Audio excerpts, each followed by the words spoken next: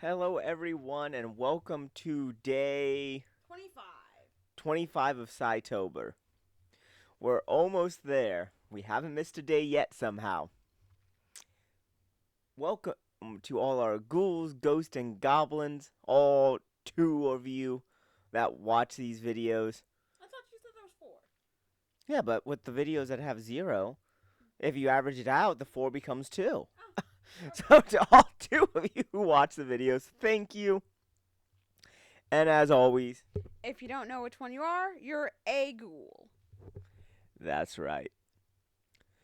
So, on this wondrous day, I do believe we have some big news that was covered yesterday, but we're going to go over it again. And that is Bellyaches of Desire will be coming out on Monday, right? It's not belly aches of desire, it's embraced by desire. It's the second part in my Raising the Stakes novella. Embraced by Desire? Like, so someone's coated in brass? That's interesting. Embraced, like a hug of sorts, but with desire. The hell's a hug? You obviously wouldn't know. I don't. I mean, someone walked up and punched me in the nuts before. Is that a hug? No. Ooh, someone walked up and kicked me in the shin before. Is that a hug? No. Ooh, someone came up, hit me in the back of the knee with a 2x4, and then whacked it over my head. Does that count as a hug? Unless they wrap their arms around you like this after doing so. No, that was not a hug. Oh, I had someone wrap their hands around my neck before, and then they put pressure. So was that a hug? No, I think that's called a choke, which I guess in some circles could be considered a hug, but no. Well, I guess that's the closest thing I had to a hug then. I guess, if you say so. But today's video is going to be short, sweet, and to the point. I'm sure. We'd never go off topic. But today's video is a simple rant about why the hell people decide they need to kill off the legacy characters just to prove anything can happen. No, that's god awful. And there's a reason why that's like top of the mind subject, because my mind's all over the place and like no memory whatsoever. Would you like to fill them in why this is on the top of my head? I'm assuming you're talking about Scream and Dewey. No, not at all.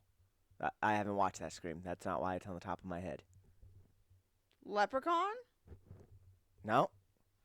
No. We just watched a show where they had a legacy character die, Oh, yeah. Halloween 5. which was our horror movie yesterday that somehow I remember, but someone didn't. Well, no, it's just there's a lot of legacy characters that died that really upset you. It's hard to differentiate. But Halloween 5, which would be one of the weaker entries if there weren't so many weak entries in that series. And it doesn't need to be a weak entry. There's two things they could have done. And I feel like that one actually would have been a solid entry. Get rid of steel-toed boots. You really hate steel-toed boots. And don't kill off Rachel like that. Like, they could still kill Rachel off, but make it mean something. So, I think it's Tina, right? Yes. So, later on when, like, Tina runs out and gets stabbed trying to protect Jamie, like, they could have had that be Rachel, and they could have had, Rachel die at that point. And it would have made more sense, would have felt better. Instead, they're like, oh, this lady who in the fourth movie simply saw a dude walking down the street singing do-wa-diddy-diddy, dum-diddy-do, but he looked a little creepy, so she books it over a fence? Now she's cool with it. I mean, not creepy things happening. She's fine with it. Her adopted sister having, like, these flashes that are supposed to be Michael related about her and the dog, and her back door's open. Not really suspicious. That's pretty normal. Oh, what's that? The dog's barking up at a window, and you hear a glass shatter in that room? Not Go investigate.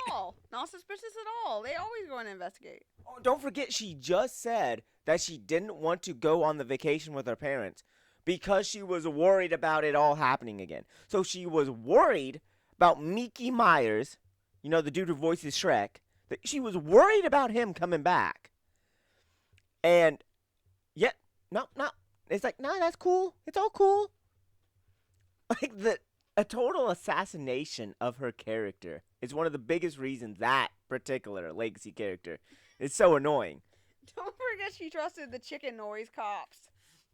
Oh yeah, and like for a horror movie that's supposed to be kind of taking itself seriously, I don't know if it was even intentional, but when they have the two cops come out of her house that are supposed to have searched it, yeah, remember they said they searched every room top to bottom. Yeah, they were doing good, but like a duck quacks, it's like quack quack as they're walking. You feel like you're about to be in a Three Stooges sitcom because of it. Or talking about Halloween 5. We never realized that when Tina and Blondie who dies, which yes, that's her name in the thing.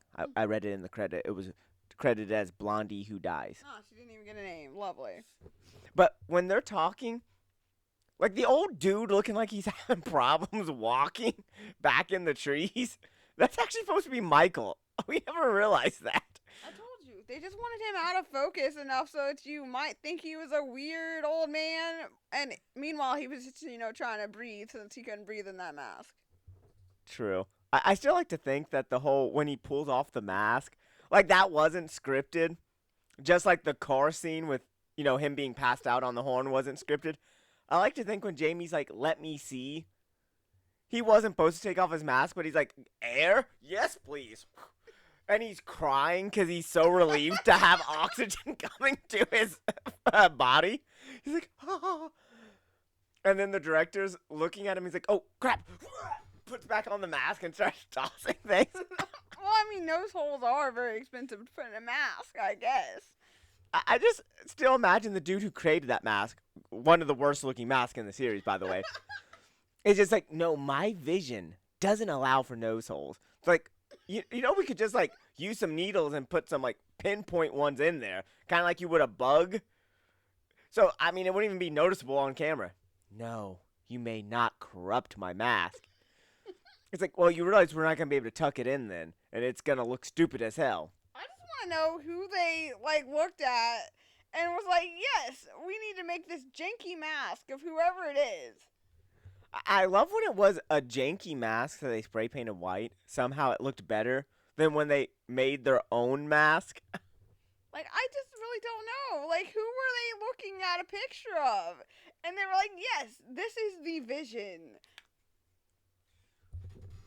Well, let's see. That one was done in. Would that be the late 80s? That 4 and 5 were? I feel like it would be the late 80s. I feel like part 4 was 88, so yes.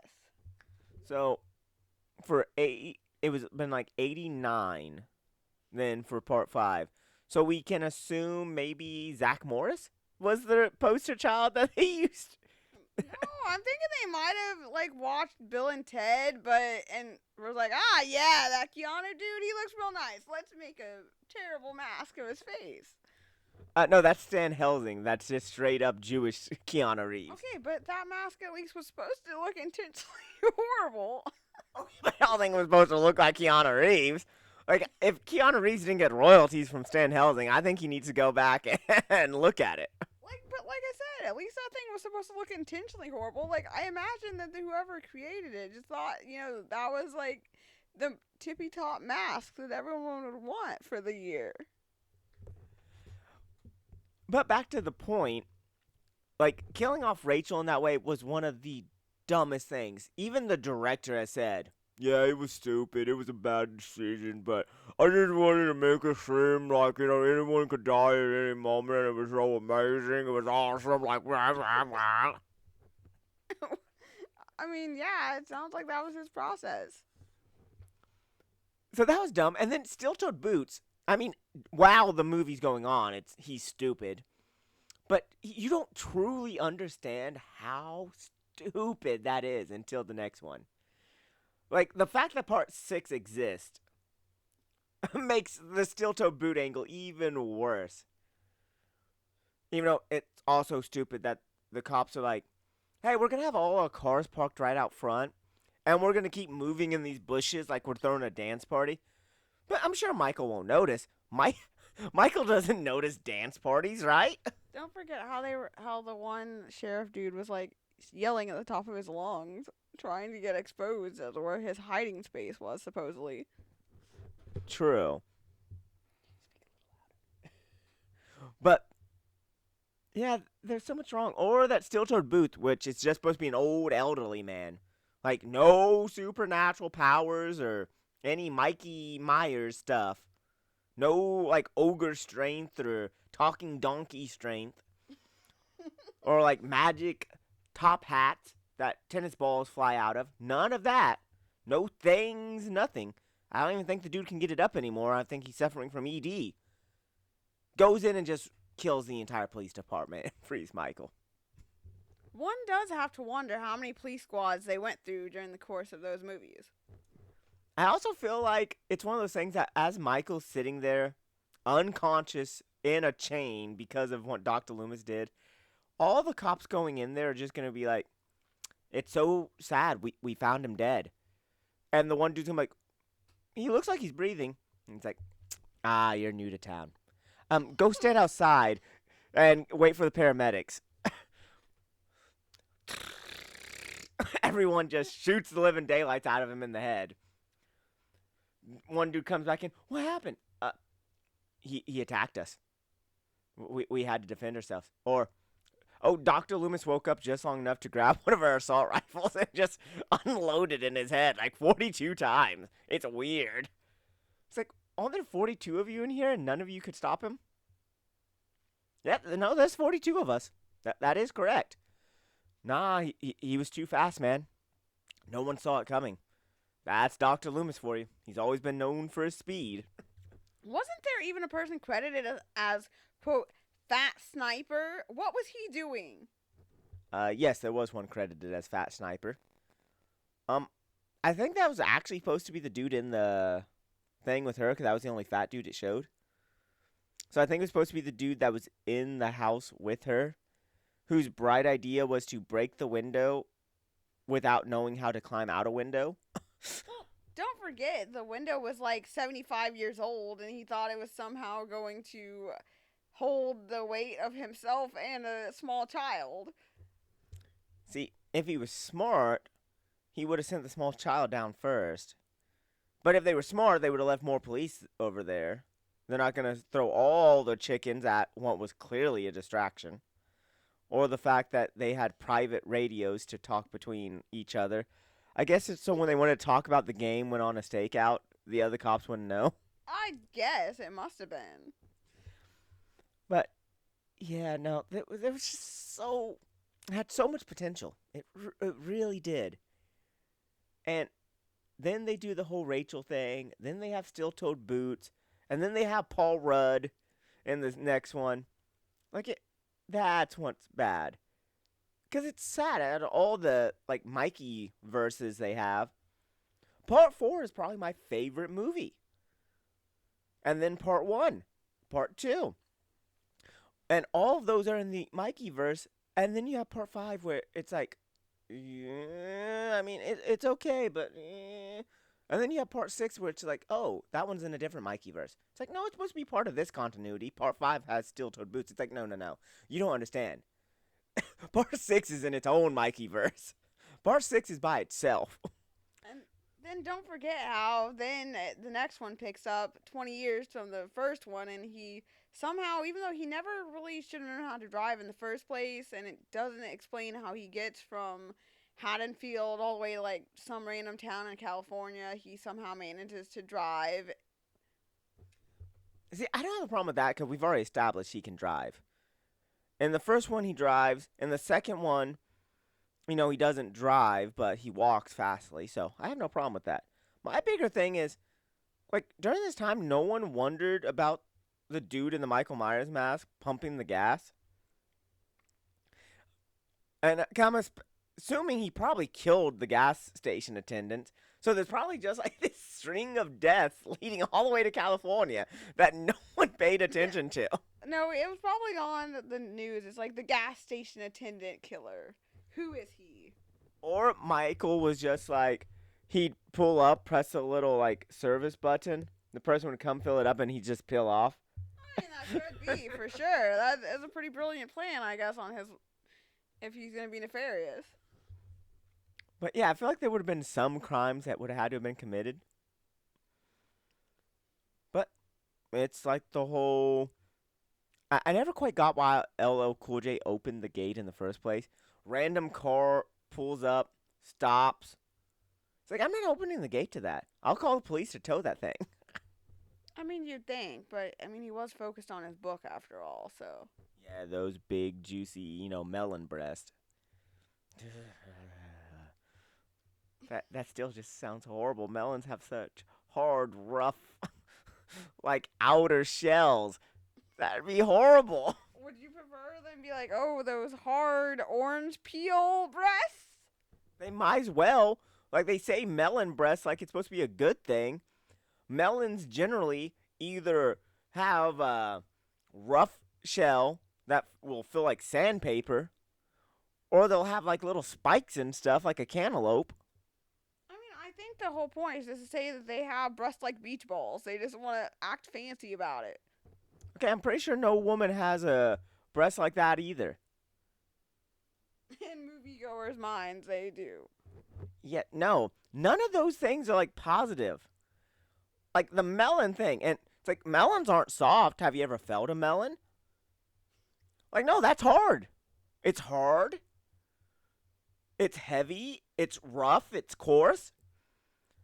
Like, with melon breast, that should be her finisher. Like, she, like, lifts her breast up and just drops him on the dude's head, and he's out. Probably dead. Well, I mean, Probably looks like that scene off Saw, where, like, the two ice cubes come down and hit the dude in the head. well, there's that. But I'm also thinking about whatever book it is where the person says that the girl boobily walked into the room. Boobily? Yes, I guess she walked with her boobs out first and front and center or something. But I've seen it on an article, and it said that she boobily walked into the room. I'd think that they were saying she, like, stupidly walked in the room. Because you know how, like, for kids back in the day, you'd call them a boob if they was being a fool? Yes. I'm thinking boobily was, like, tomfoolery or something. Like, they walked in, like, Hold on, I'm gonna recreate what I think they're thinking.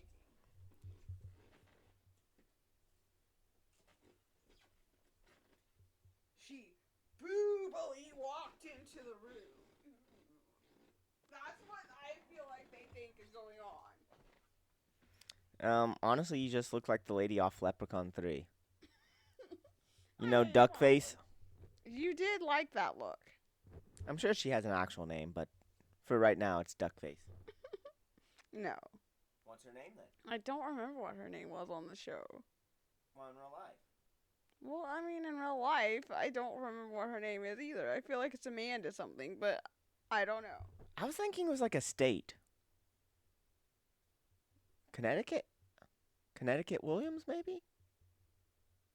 I feel like it's a state that starts with a C in Williams. But the only state I can think of that starts with a C is Connecticut. Well, I don't think it's Connecticut, Williams.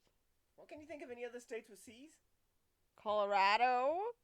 Colorado Williams doesn't sound any better. I mean, slightly better than Connecticut. Any other states with a C in their name? Dakota? No, that doesn't. California, but her name isn't California.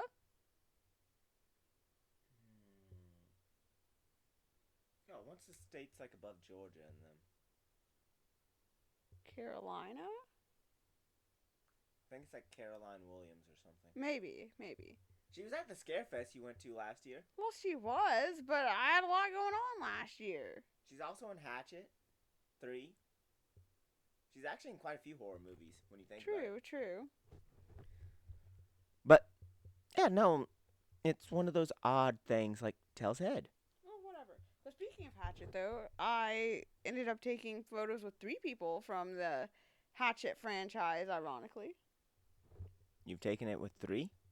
Well, yeah. Kane Hodder, Danielle Okay, Harris, Danielle Harris, Kane Hodder, and who's the last one? Robert England. He was in the first one, although she wasn't in it, but regardless. Oh, yeah, Robert England was in the first one because he was like dancing. I mean, I don't know that he was dancing. He was apparently a drunkard, but I'm not sure he was dancing. Robert England only dances in movies. It's in his contract, he has to dance. I mean, people do put some weird stuff in their contracts. Why do you think he can no longer do it anymore? That's why he's having to semi-retire, except for like animated, Mm.